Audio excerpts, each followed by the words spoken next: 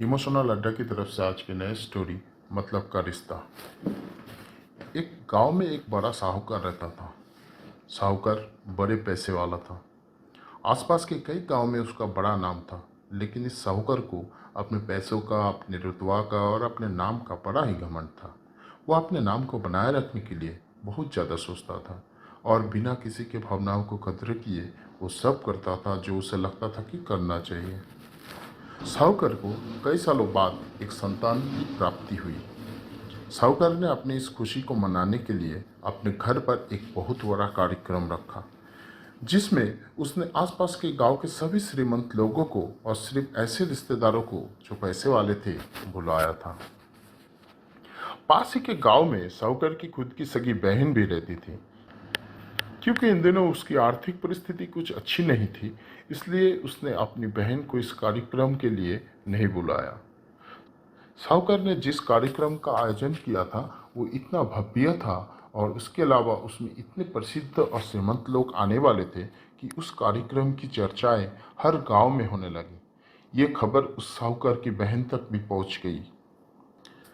बहन को ये जानकर बहुत ज़्यादा खुशी हुई कि इतने सालों के बाद साहूकार को आखिरकार संतान सुख प्राप्त हो ही गया।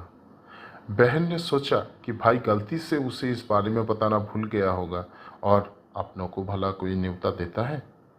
भोली बहन ने अपने भाई के यहाँ कार्यक्रम में जाने के लिए तैयारी शुरू कर दी। जिस दिन वो कार्यक्रम था उस दिन बहन ने सुबह सुबह ही अपने भाई के घर जाने के लिए निकल पड़ी।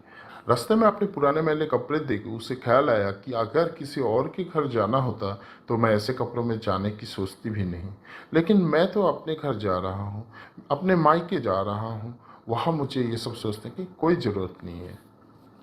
जैसे ही वो अपने मायके पहुंची, वहाँ वो भव्य आयोजन देखकर वो बहुत खुश हो गई और उसे अपने भाई पर बहुत गर्व भी हुआ। वहाँ पर वो जल्दी से जल्दी अपने भाई को मिलकर उसकी खुशी में शामिल होना चाहती थी। वो तुरंत सीढ़ियाँ चढ़कर घर के अंदर प्रवेश कर गई।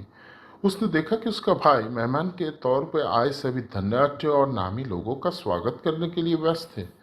बहन जैसे ही अपने भाई की तरफ उसे मिलने के लिए बढ़ी, उसके भाई की नज़र उस पर पड़ गई और अपनी बहन को ऐसे मैले पुराने कपड़ों में देखकर भाई ने उसे मिलना तो दूर बल्कि तुरंत बहाना बनाकर वहां से निकल गया। बहन ने सोचा, इतने लोगों में बेचारा अकेला भाई क्या क्या करे, जरूर उसे कुछ आया होगा, इसके लिए वहां से चला गया होगा। बहन बाद में अपनी भाभी से मिलने गई। भाभी ने उसका स्वागत किया और उसे खाना खाने के लिए आग्रह भी किया। बहन ने सोचा कि ठीक है, पहले खाना खा लेता हूँ, फिर बाद में आराम से भाई से मिल लूँगी। बहन खाना खाने के लिए पनघट में बैठी। साहूकार ने देखा कि अपने सभी धनवान मेहमानों के बीच उसकी गरीब बहन बैठी हुई थी। सभी कीमती पोशाक पहने लोगों के बीच उसका बहन जो पुराने मैले कपड़े पहनकर बैठी थी, ये साहूकार से नहीं देखा गया। उसने अपने बहन को अपने पास बुलवाया, भला बुरा सुनाया और वहां से जाने के लिए बोला। बहन ने अपने सपने में भी नहीं सोचा था कि उसके साथ कभी ऐसा व्यवहार भी हो सकता है, और वो भी उसके खुद के मायके में। अपना अपमान होने के बाद वो तुरंत अपने घर ससुराल जाने के लिए चल पड़ी। बहन इस बात को पचा ही नहीं पा रही थी कि उसके अपने भाई ने उसके साथ इतना बुरा बर्ताव किया। उसके आंखों से आंसू नहीं थम रहे थे। रास्ते में उसके अपनी पुरानी दोस्त मिली। उस दोस्त ने उसे रोने का कारण पूछा। हालांकि बहन उसे कुछ भी बताना नहीं चाहती थी, लेकिन दोस्त के बार बार पूछने पर उसने उसके साथ हुई सारी घटना उसे बता दी। उसकी दोस्त एक समझदार महिला थी और काफ़ी प्रैक्टिकल सोचने वाली थी। उसने कहा, अगर तुम मेरी बात मानो तो एक दिन तुम्हारा भाई खुद तुम्हें अपना वहाँ बुलवाएगा और तुमसे माफ़ी मांगेगा। बहन ने उसे कहा कि तुम्हारी मैं हर बात मान लूँगी, बताओ मुझे क्या करना होगा। दोस्त ने कहा कि तुम इस अपमान को, इस दुख को एक दिशा दे दो और कोई गृह उद्योग शुरू कर दो। उसमें इतनी मेहनत करो कि उस काम में तुमसे अच्छा कोई ना हो। बहन को अपने दोस्त की बात सही लगी। उसने घर पहुंचकर आंसू पोंछकर उसी दिन से एक गृह उद्योग शुरू कर दी। उसने दिन रात मेहनत की, अपने साथ कई और गांव की महिला को भी जोड़ा और देखते ही देखते उसका गृह उद्योग चल पड़ा। कुछ ही सालों में आसपास के 50 गांव में उसका नाम और रुतबा काफ़ी बढ़ गया। और अब वो पैसों के मामले में अपने भाई से भी ज़्यादा बड़ी बन गई। भाई को भी जब ये बात पता चली कि उसका बहन इतनी श्रीमंत हो गई तो उसने सोचा कि एक बार उससे मिलकर आया जाए। वो जब अपने बहन को उसके घर मिलने पहुंचा तो उसके बहन ने उसका किसी राजा महाराजे की तरह स्वागत किया, उसके पसंद के खाना खिलाए। बहन का ऐसा व्यवहार देखकर भाई को अपनी पिछली गलती का एहसास हुआ, इसलिए उसने अपने बहन को अपने घर होने वाली पूजा के लिए आमंत्रित किया। कुछ ही दिनों बाद बहन अपने भाई के यहाँ उस पूजा के लिए पहुँच गई। जैसे ही बहन अपने भाई के घर पहुँची, उसका भाई उसके स्वागत के लिए दरवाजों में ही खड़ा था। बहन अपने महंगा गाड़ी में आई थी।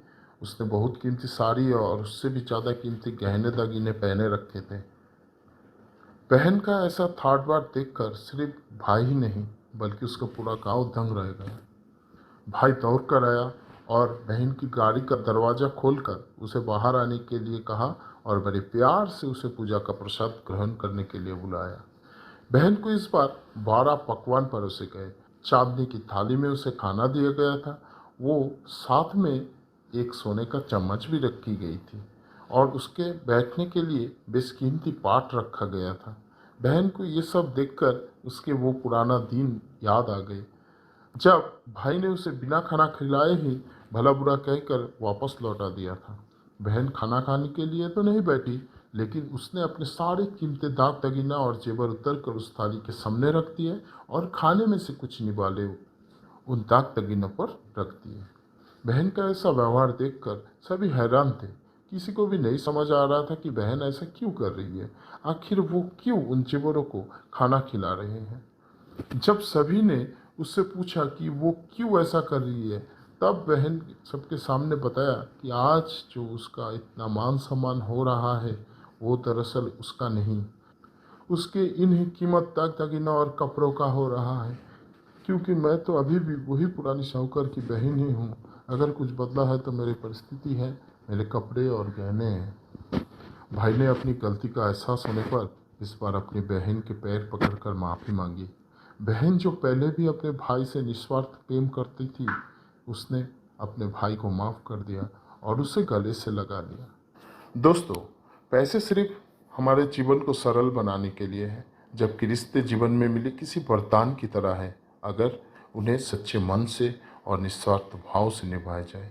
पैसे खर्च हो जाए तो आप बाद में भी उसे कमा सकते हैं, मगर रिश्ते खर्च हो जाए या टूट जाए तो दुनिया का सारा धन भी आपको उन्हें वापस नहीं दिला सकता। हमारी ये स्टोरी अगर आपको अच्छी लगी है तो लाइक कीजिए या चैनल को सब्सक्राइब कीजिए और ऐसे नए नए स्टोरी का नोटिफिकेशन पाने के लिए बेल आइकन को दबाएं। धन्यवाद।